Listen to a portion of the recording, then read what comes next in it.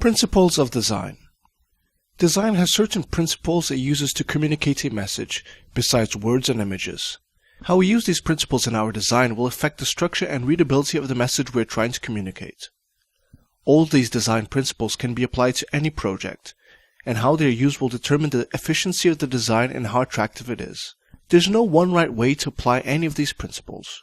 In this course, we will only graze the surface of what these principles are and what they do. Alignment. Alignment brings order to chaos, helps organize similar items, creates groups and visual connections. Good alignment should go by unnoticed by the viewer, as bad alignment, intentional or not, will be very noticeable. The lack of alignment creates a sloppy and unorganized design, as does the mixing of too many different types of alignment. But I must point out that it's not wrong to break alignment in order to create tension or to put a specific element in the spotlight.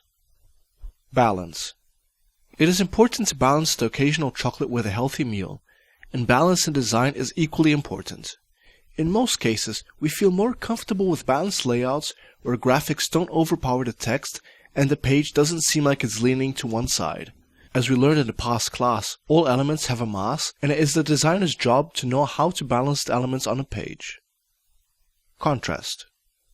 Have you ever noticed that in the professional basketball game, all players seem to be about the same size? But if you stand a regular sized person next to one of these players, you'll notice that they are much taller on average than most of us. This is contrast. In design, big and small elements, black text on white foreground, squares and circles can create contrast. Contrast occurs when two or more elements are different from one another, and the bigger the difference, the bigger the contrast. The most important tip is to make this contrast obvious. Only a slight contrast that is still noticeable can seem like a mistake by the designer. We use contrast in design to emphasize what is most important or to direct the user's eye. But beware, it is possible to overdo contrast. Too much use of contrast will overwhelm the user with emphasized elements. Proximity. When an observer sees several elements on a page, his brain will automatically try and associate a connection between them. The designer can use this in his advantage, arranging objects in groups to help him create a meaning, better disseminating the message. This is called proximity.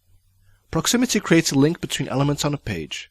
Objects near each other suggest some type of relationship, and the further apart they are, the more it suggests difference.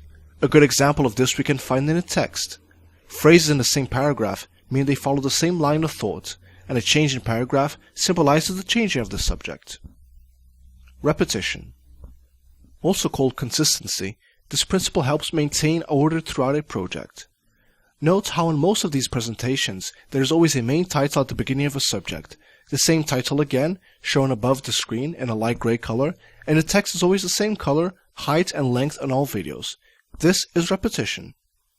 You can also see it in magazines. Note how the layout repeats itself, following a certain pattern. Some pages have the same number of columns. The position of the pictures may also be the same, and certain elements are always present, like where the page numbers are shown. Repeating graphic elements helps maintain a consistent experience in your design.